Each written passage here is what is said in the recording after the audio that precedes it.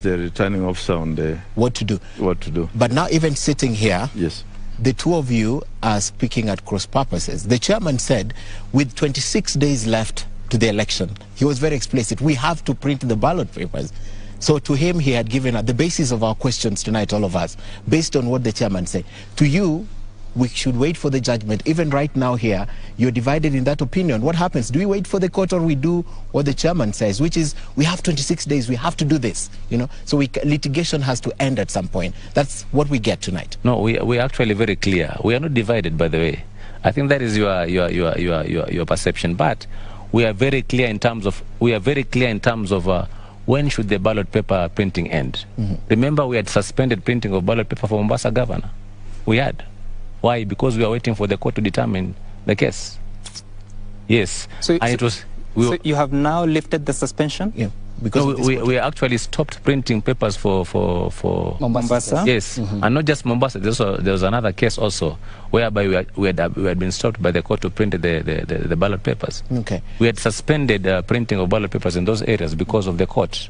Chairman, tell me something. Is it possible, for example, not to hold an election in one area and wait for perhaps after the general election because of these court cases? Is that a possibility that the law affords you? And if it affords you, would that be something that you'd want to do? Because there's a divide over this. Is it a possibility? Yes, I think the law provides that in certain cases where the commission finds itself in an impossible situation to run an election in a particular unit, it can respond that election. But we, of course, we are not hoping to do that in any of the elective units in the country. CEO, All right, CEO, there are some questions. Candidates and the clearance of candidates. We have talked of the law and the legality to that extent. Yeah. There are candidates who accuse IEBC of bias in its clearance. I make reference, for example, to Dr. Ekuru Aukot, who was a presidential candidate in the 2017 election, Reuben Kigame, who intended to vie for this presidential position. Just for purposes of clarity, because they have quite a following, to be fair, and in a liberal democracy as such, why were they disqualified? Is it that they did not meet your requirements, or as they claim, the commission is biased towards them?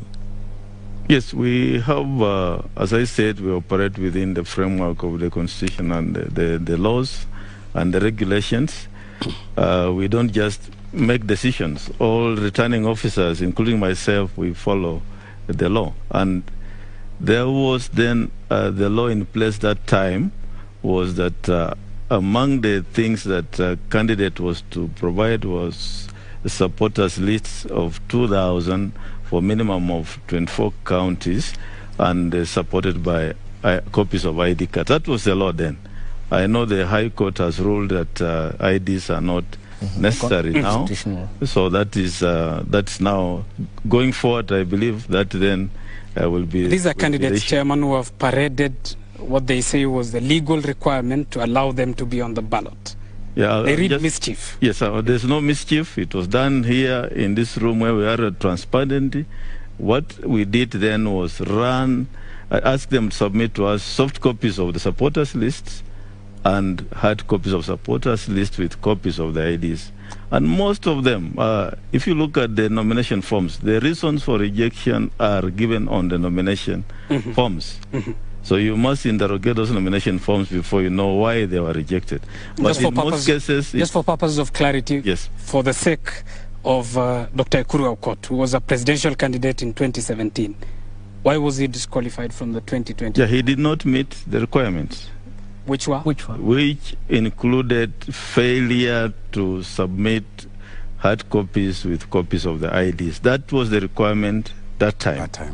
And if you look at this nomination form, there are also other reasons which were given for his rejection. But Chairman, now, some of these candidates say that you accorded some candidates more time to get these signatures, given that it was not as elaborate as they would have wanted it to be. don't they have a right to read? Okay, let me put it this way. Yes. Some of those cases are still in court. I really don't want to discuss them right here in this forum. Okay. Of course, we're not discussing the details of those cases. Those are cases that will determine the election in 26 days, isn't it? Yeah, but some have not been concluded. So I don't want to prosecute court cases here. Okay. Because as you know, we are not discussing the details. Chairman and CEO, I need us to make progress. And of course, Kenyans can